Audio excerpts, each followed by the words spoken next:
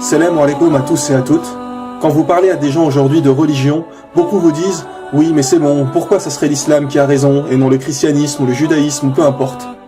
Mais quand vous parlez à des chrétiens, hindous, bouddhistes, etc., vous vous rendez vite compte que pour beaucoup, ils ne connaissent peu, voire rien de leur propre religion. Car s'ils avaient vraiment étudié, ils deviendraient eux-mêmes musulmans. Pourquoi ? Parce que toutes les religions et tous les prophètes ont annoncé la venue de Mohammed sallallahu alayhi wa sallam pour établir la vraie religion de Dieu sur terre. L'islam, la religion finale. La religion finale. La religion finale. Nous avons déjà pas mal parlé de l'annonce du prophète Mohammed sallallahu alayhi wa sallam dans la Bible et la Torah, ainsi que l'interdiction du porc, de l'alcool, du fait de porter le voile, etc. Il est dit dans la Bible qu'une femme doit prier voilée, ou sinon qu'on lui rase les cheveux, et donc qu'il n'est pas condamnable pour une femme d'être sans voile, tout comme dans le Coran. Dans Corinthiens chapitre 11, dans les versets 5 et 6, il est dit « Toute femme au contraire qui prie ou qui prophétise la tête non voilée déshonore son Dieu, c'est comme si elle était rasée. Car si une femme n'est pas voilée, qu'elle se coupe aussi les cheveux. Or, s'il est honteux pour une femme d'avoir les cheveux coupés ou d'être rasée, qu'elle se voile. » Cela pour rappeler que Dieu nous a toujours envoyé une seule et même religion. Une seule et même religion. Une seule et même religion.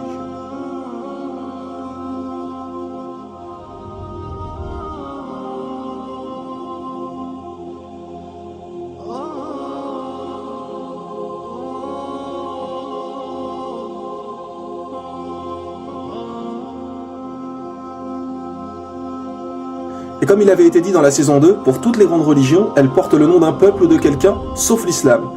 L'islam veut dire faire ce que Dieu nous demande, alors que les autres noms ont été inventés suite à quelqu'un généralement. Le christianisme pour Jésus-Christ.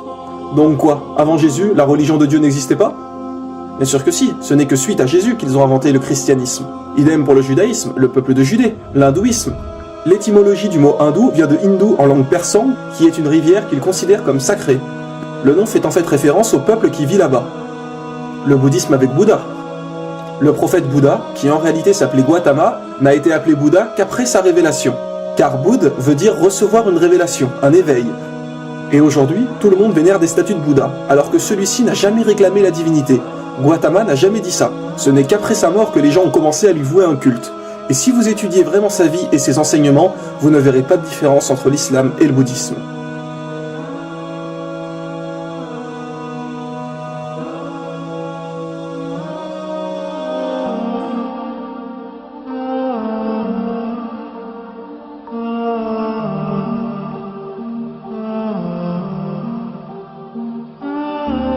Attention, nous ne disons pas que Bouddha était forcément un prophète d'Allah, car aucun verset du Coran ou hadith mentionne son nom comme prophète. Et tant qu'il n'y a pas un texte du Coran ou un hadith pour confirmer quelque chose, nous ne pouvons être sûrs à 100%. Seulement, nous savons qu'un jour, on a interrogé le prophète Mohammed sallallahu alayhi wa sallam sur le nombre de prophètes, et il a répondu 124 000 prophètes et 315 messagers. Alors maintenant, quelle est la différence entre un prophète et un messager? Un prophète est quelqu'un qui a reçu une révélation, mais qui n'a pas forcément transmis un message. Par exemple, Mohammed sallallahu alayhi wa sallam était un prophète et messager, puisqu'il a reçu une révélation et nous a également transmis le Coran. Idem pour Moïse, qui nous a donné la Torah. Mais un prophète n'est pas forcément un messager. Dieu peut simplement lui parler et lui donner des commandements, sans lui donner un livre à transmettre à son peuple. Mais Allah a dit dans le Coran, à chaque communauté un prophète. Ce qui est bien évidemment juste. Allah n'a jamais laissé une seule communauté sans prophète. Donc peu importe où sur terre et à quelle époque, chaque communauté a eu un prophète pour les guider. Ce qui explique le nombre de 124 000 prophètes.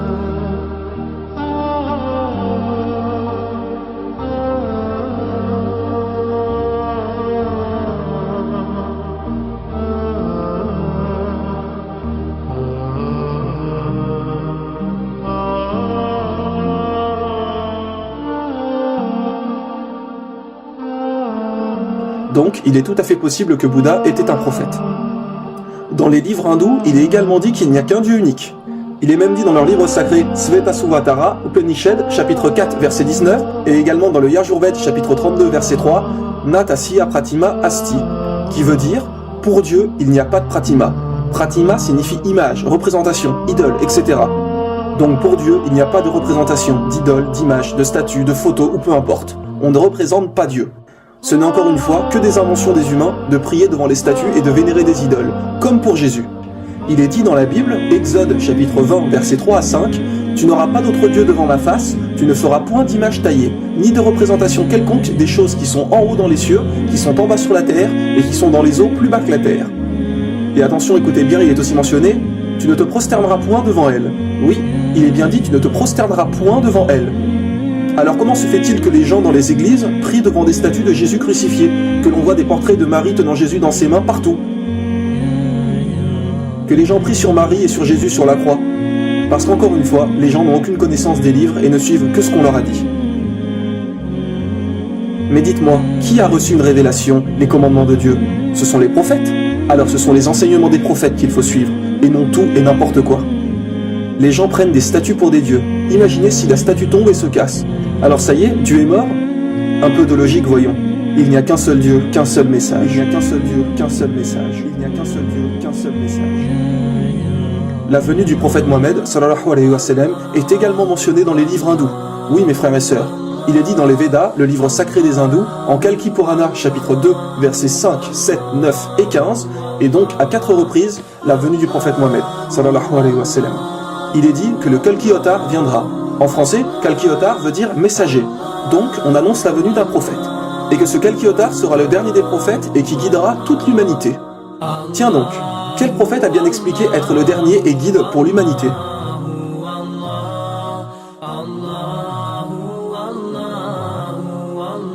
Il est dit que le nom du père de ce prophète serait Vishnuash, qui veut dire serviteur de Dieu. Bien évidemment, il parlait la langue hindoue. Mais si on le traduit en arabe, Vishnuash veut dire Abdallah. Et que veut dire Abdallah? Cela veut dire serviteur de Dieu. Et le père du prophète Mohammed s'appelait Abdallah. Il est également dit dans le livre des hindous que le nom de la mère de ce prophète est Sumati, qui veut dire en français paix et sérénité. Si on traduit Sumati en arabe, cela veut dire Amina. Et tiens donc, comme par hasard, comment s'appelait la mère du prophète Mohammed, sallallahu alayhi wa sallam? Elle s'appelait Amina. Il est aussi dit qu'il recevra sa première révélation dans une grotte. Le prophète Mohammed a reçu la révélation dans la grotte du mont Hira. Qu'il aura 4 grands compagnons, référence sûrement aux 4 califes bien guidés. Numéro 1, Abu Bakr, numéro 2, Omar ibn Khattab, numéro 3, Othman, et numéro 4, Ali. Et il y a encore de nombreuses descriptions de ce dernier prophète, de comment il vivait, ce qu'il mangeait, etc. Comme par exemple, il est dit qu'il mangeait des dattes et des olives, nourriture plus que courante à l'époque du prophète Mohammed en Arabie Saoudite. Il est dit que celui-ci sera né dans une noble et respectée dynastie de son pays, et nous savons qu'il est de la famille des dirigeants de la Mecque qui sont les Quraysh. Mais que faut-il de plus pour comprendre?